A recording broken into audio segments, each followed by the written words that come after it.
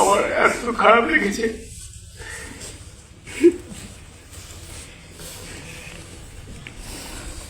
আমরা সবাই সব জন্য দোয়া করবো, আল্লাহ যেন ওকে ভালো রাখে।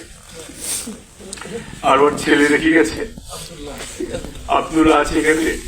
আব্দুল্লাহ এবং পরিবারের দায় দায়িত্ব আমরা দিব ইনশাল্লাহ। আব্দুল্লাহ বাইরে যাওয়ার কথা, ওকে বলবো তুমি বাইরে যেও না, তুমি থাকো, আমরা দেখবো তোমাকে ইনশাল্লাহ।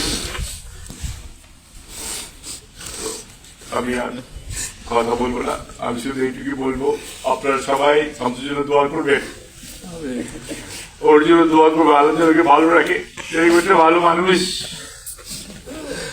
আল্লাহ তাহলে ভালো মানুষকে তাড়াতাড়ি নিয়ে যায়। তো আমি আর কথা না বাড়িয়ে আজকে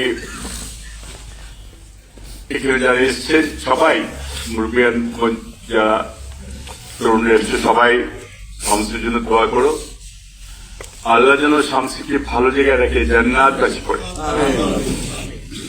আমি আমার পরিবার এবং বিএনপি এবং আমাদের টাইগার মাসের পক্ষ থেকে এই ছোট পরিবারের প্রতি আমি সমবেদনা আছি।